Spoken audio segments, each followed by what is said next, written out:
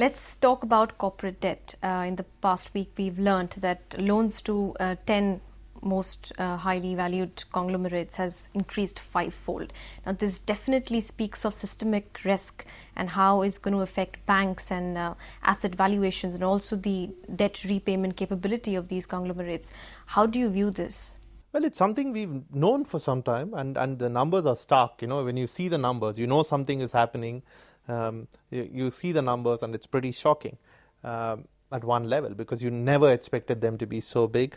A lot of this information never really comes out typically because a lot of this debt is carried in the books of unlisted subsidiaries and everything else. So you don't really know. And to see all those numbers in their gory detail is frightening. You typically need to look at two or three things. One, what has the debt been raised for? Two, what has happened to that project for which the debt has been raised?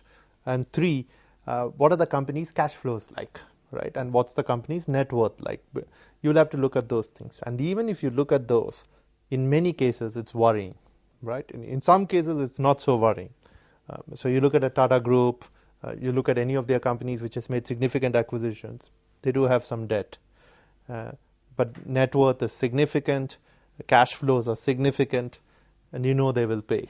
Now, I'm not saying they will pay because they're more honest or anything. I'm just saying they'll pay because they have the money, they'll pay. You look at Bharti, for instance. Again, you look at the debt, it's very significant. In Bharti's case, I think it's around 12 billion, right? Could be more. And you look at those numbers, and you look at their cash flows, significant cash flows.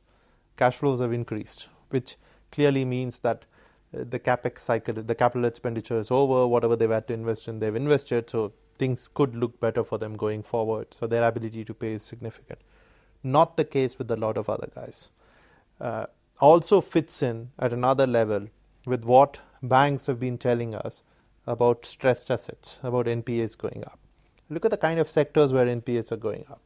Airlines, power, all sectors where there is some regulatory concern over policy. Telecom, for instance, is another area where banks are very, very worried about the money that they've loaned telecom companies. Again, largely because of the 2G controversy, the banks stopped lending to telecom companies for some time.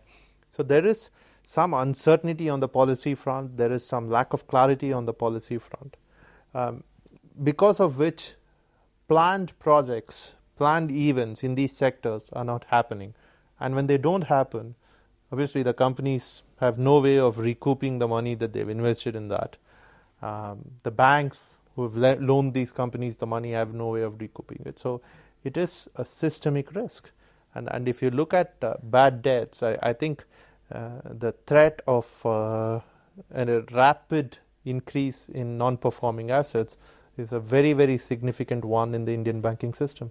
You're talking of NPAs. Banks usually hold the sentiment that if we ask the company to repay back, it's going to eventually turn out to be an NPA, and they're going to use more loans. They're going to take more loans to pay the current loans, which increases their credit limits. So, and it goes on in a cycle. So, do you think there's any point of resolution, considering it just goes on with the cycle? See, there has been some over the last 6 to 8 months, there's been an increase in what they call corporate debt restructuring activity. Now, this happens under the aegis of the Reserve Bank of India, and a lot of companies are resorting to it. And I think that's a good move because during the boom years, during the glory years, you obviously borrowed a lot of money. You put that money in many projects. Some of those projects worked, some of those projects didn't work.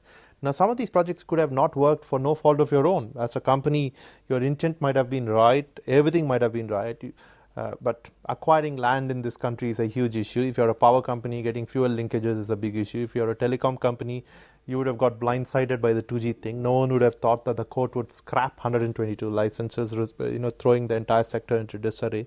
So there are a lot of what they call, force of God, right? Act of God kind of events. Companies will want to get out of this mess, the good companies. And the way to do it is to sit down with the banks, the consortium of banks that have lent to you, that have loaned money to you, and to say, let's work this out, and you do some kind of restructuring, you reschedule your payments, the banks take a little bit of a write-off, but it works. So I think there's been an increase in debt restructuring activity. The worrying thing is with companies that are obviously not going to be able to pay back this amount. And what happens in that case? In that case, what you said, throwing good money after bad is not going to produce any results. It might produce some temporary results. But I think what you have in those cases are investments that have been made in businesses where these companies don't really have a great competitive advantage. Right? They've just gone out and done something saying, okay, we can get this done, but they actually can't get it done. So there is a business problem, right? And I don't think we should look at this as purely a debt issue, because a bad debt situation can arise because of environmental factors, and I mean broader environmental factors of no fault of the companies. But it could also arise because of performance factors, the company's ability or inability to operate in a certain industry. And I think you have a lot of those instances in India, and that's more worrying. Also, at the macro level, we're constantly talking about concentration risks. Can you elaborate a little bit on that? When you look at the corporate sector, it happens at two levels, right? One is concentration to a few conglomerates, right? There are a few conglomerates which really have borrowed a lot of money.